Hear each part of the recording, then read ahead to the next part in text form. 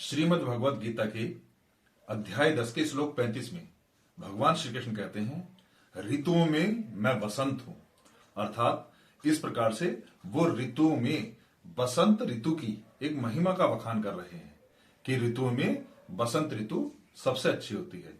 बिल्कुल ठीक, अब आप समझ चुके हैं तो कि आज में बसंत पंचमी का जो त्योहार इस वर्ष 23 जनवरी 2026 को यहाँ पर पूरे भारतीय उपमहाद्वीप में मनाया जाता है, तो वो अक्टूबर 23 जनवरी 2026 को पड़ रहा है। उसके विषय में मैं आपको सूक्ष्म जानकारी उपलब्ध कराना चाहता हूं। बसंत पंचमी माघ माह के 5वें दिन अर्थात माघ माह की शुक्ल पंचमी को मनाया जाता है।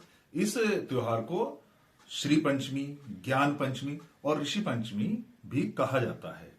यह त्योहार भारतीय उपमहाद्वीप में अर्थात भारत, नेपाल और बांग्लादेश में इसको बहुत ही हर्षोल्लास के साथ मनाया जाता है। इसको मनाने के पीछे कई कारण भी हैं, जिनमें से कई कारणों में को अपने अपने दृष्टिकोण के हिसाब से मैंने बांटा है। तो देखिए, उसमें 3 प्रकार के दृष्टिकोण मुख्य है: धार्मिक पौराणिक दृष्टिकोण, प्राकृतिक दृष्टिकोण, पारंपरिक दृष्टिकोण। यानी अगर हम इस बात को समझेंगे कि पहले हम समझते हैं इसको धार्मिक पौराणिक दृष्टिकोण से कि धार्मिक मान्यता के अनुसार बसंत पंचमी क्यों मनाया जाता है।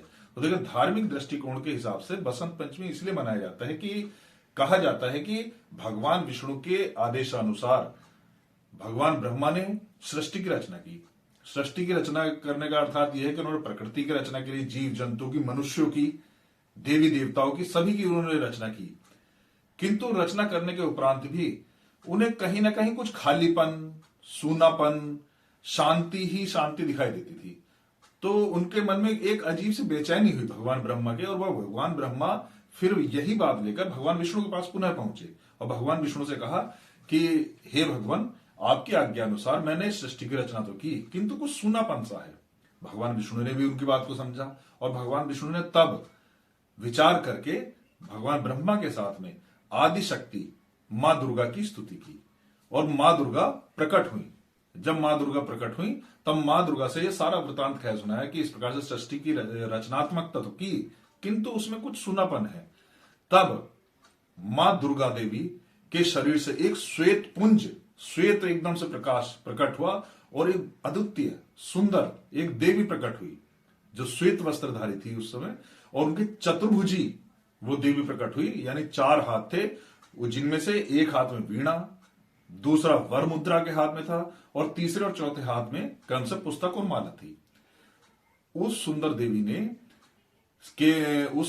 के जब हाथों में वीणा थी तो भगवान ब्रह्मा और विष्णु के अनुरोध करने पर उन्होंने वीणा बजानी आरंभ की और वीणा बजाने के उपरांत ही पूरी सृष्टि में एक कोलाहल उत्पन्न हुआ, वाणी उत्पन्न हुई और सभी जीव जंतु मधुर स्वर में गाने गुनगुनाने लगे। अर्थात कि वायु में एक सरसराहट उत्पन्न हो गई, फसलों के द्वारा वो सरसराहट सुनी जाने लगी, जल में एक कोलाहल उत्पन्न हो गया, साथ में सभी मनुष्य, देवी देवताओं, जीव जंतुओं को एक वाणी प्राप्त हुई और ज्ञान की उत्पत्ति हुई। इसीलिए फिर उस सुंदर देवी का नाम भगवान विष्णु ने, ब्रह्मा ने सरस्वती देवी रखा और इसीलिए इस सरस्वती देवी को अन्य नामों से प्रचलित है ये नाम। तो उन्हें मां भगवती, सरस्वती देवी, बागेश्वरी, बाघ देवी, वीणा वादनी, इस प्रकार के नामों से मां सरस्वती को बुलाया जाता है। अर्थात बसंत पंचमी मां सरस्वती की उत्पत्ति का दिन है। मां सरस्वती को संगीत और ज्ञान की देवी भी कहा जाता है। तो इसी दिन समस्त कलाकार, समस्त विद्वान इस दिन को बहुत महत्व देते हैं। साथ में इसी दिन का एक और पौराणिक तथ्य है। इसी दिन जब रामायण में भगवान श्री राम मां सीता को ढूंढते हुए रहते, अर्थात रावण उनका अपहरण करके ले गया था और श्री राम उनको ढूंढते हुए रहते भ्राता लक्ष्मण के साथ में। तब वो दंडक अरण्य जो वन है उसमें वो प्रवेश करे और उन्होंने मां शबरी के साथ में उनकी भेंट वार्ता हुई। वो दंडकारण्य आप समझ सकते हैं, जैसे इस समय मध्य प्रदेश या गुजरात का जो क्षेत्र है वह दंडकारण्य के रूप में था। तो वहां पर जो गुजरात में डांग जिला है वहां पर मां शबरी का आश्रम माना जाता है। तो वहां वो मां शबरी के आश्रम में जो एक भीलनी थी वहां गए और उनके प्रेम से पंगे हुए बेर भी उन्होंने खाए। वो आपको सब पता ही है कि वो पूरी कहानी आपको पता है। तो जिस दिन मां शबरी के आश्रम में वो गए थे वो दिन भी बसंत पंचमी का ही दिन माना जाता है।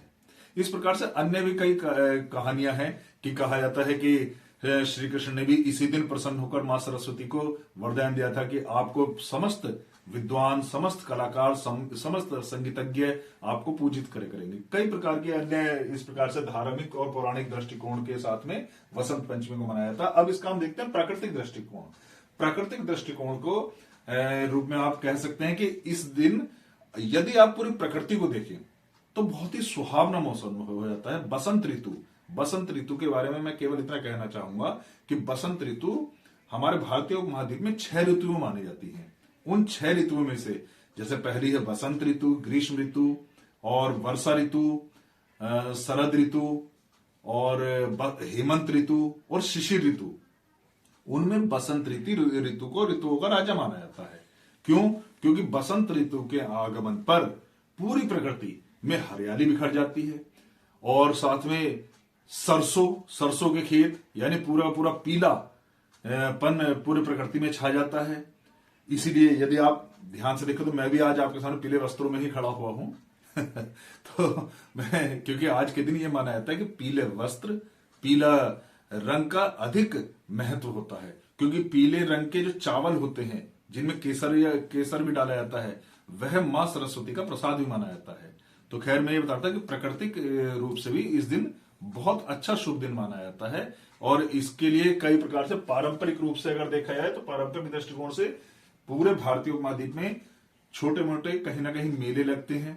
हाथी मेला कहा जाता है कि ये राजस्थान में कहीं शायद जयपुर वगैरह में लगता है। तो मेले लगते हैं। पतंगबाजी का कोई पौराणिक महत्व इसमें नहीं है, बल्कि पतंगबाजी के विषय में मैं एक छोटी सी बात और आपको बताना चाहूंगा। पतंगबाजी की जो सर्वप्रथम उत्पत्ति मानी जाती है वो चीन में मानी जाती है और चीन से होते हुए पतंगबाजी हमारे भारतवर्ष में कोरिया, जापान उपान से होते हुए तब हमारे देश में पतंग ने प्रवेश किया था। तो पतंगबाजी इस दिन भी होती है, जैसे मकर संक्रांति को होती है इसी प्रकार से बसंत पंचमी को भी पतंगबाजी मनाई जाती है। इसका विशेष महत्व यही है कि इसके माध्यम से हम सभी के अंदर विटामिन डी काफी मात्रा में धीरे धीरे आने लगता है। और इस प्रकार से यदि हम देखें तो इसके अन्य भी कई पौराणिक और धार्मिक महत्व है। जैसे एक इसके पारंपरिक दृष्टिकोण से ही यदि आप देखा जाए तो इस दिन जो शिशु होते हैं उन शिशुओं के जिह्वा पर शहद से ओम बनाया जाता है, ताकि ये माना जाता है कि मां सरस्वती ओम के माध्यम से इस बालक की जिह्वा के माध्यम से इस बालक की बुद्धि में प्रवेश करे और ये भविष्य में बड़ा ज्ञानवान उठे, विद्वान उठे। और जो 6 माह से अधिक के बच्चे होते हैं, 6 माह या लगभग 6 माह उससे अधिक के बच्चे, तो अन्न प्राशन यानी पहला निवाला अन्न का भी इसी दिन खिलाना शुभ माना जाता है। और अगली बात लीजिए, जब बच्चा थोड़ा और बड़ा हो जाता है तो अक्षर ज्ञान यानी ये कहा जाता है कि इस दिन से ही उस बच्चे को अक्षर ज्ञान आरंभ कराना चाहिए। तो माना जाता है कि बच्चा जीवन में बहुत ज्ञानवान, विद्वान उठेगा। और संगीत की दृष्टि से यदि देखा जाए तो संगीत में जितने भी संगीतज्ञ हैं, कलाकार हैं, उनके लिए तो एक विशेष महत्व का दिन है। वो मां सरस्वती को बहुत ढंग से आराध्या मानकर उनकी पूजा अर्चना करते हैं। तो मैं समझता हूं आज के विशेष दिन आपको बसंत पंचमी के ऊपर काफी कुछ दृष्टिकोण से मैंने समझाने की कोशिश की। एक बार आप सभी को बसंत पंचमी की हार्दिक शुभकामनाएं। बहुत बहुत धन्यवाद।